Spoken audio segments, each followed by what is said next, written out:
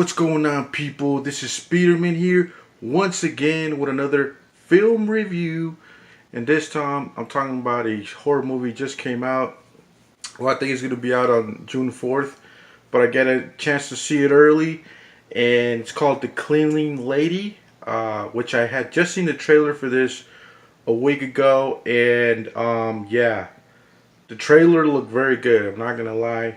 So I watched it last night. Alright, I'll give it a watch. Going in expecting nothing.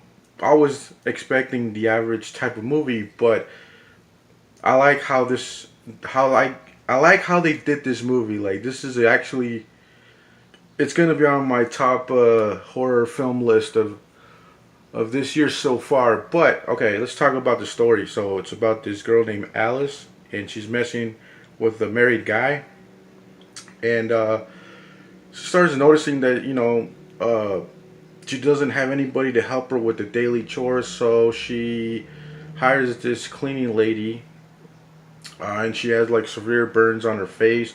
She saw this figure, she looks pretty grotesque, and yeah, she's very like shy and quiet, and she doesn't really, she's very a weird, oddball character, right from the jump, right when you see her. So they start kind of becoming friends. She starts working for the lady, for Alice, and yeah. So, but at first it's like, okay, everything's cool, but then you kind of see what Shelly, her real intentions are, and that's cool right there. Like, that would be the average film, but what this film does, it does something else besides the average, the average story plot. They twist it around, and it's like, wow, dude, they freaking really did something different with this, like, typical storyline. So yeah, I mean, we get to see, without saying too much, because if I say too much it might spoil the film, but we also get to see a lot of character development with the characters, especially with Shelly. I like her background story in this, to show flashbacks of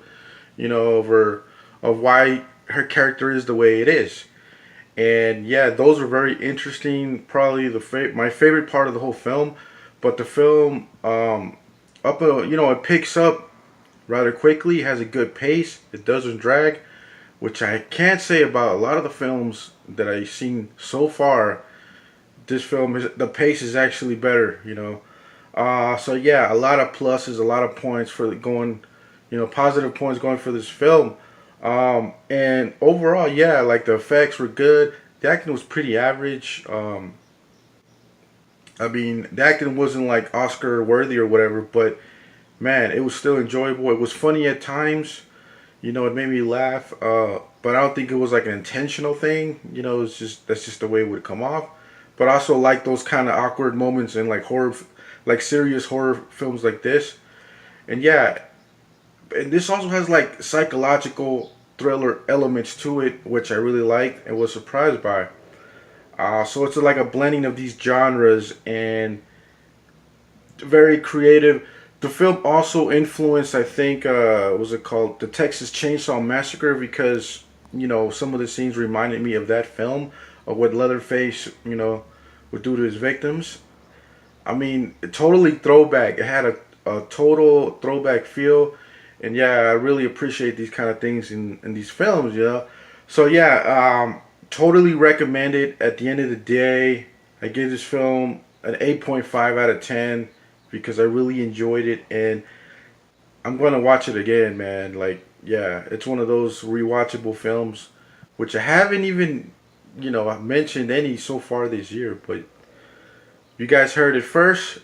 Yeah, man, I highly recommend this film. Get it on Blu-ray and DVD. I was wondering when we were going to get a good horror film, at least, something different, and we got it with this. There's also another film I watched over the weekend, and yeah, this was a total unique film. I'll probably do a review in the next review of it, so you watch out for that, and don't forget to subscribe. And it's fucking hot as fuck here in Vegas, but hey, man, hasn't killed me yet. Anyways, guys, stay safe, alright? Peace.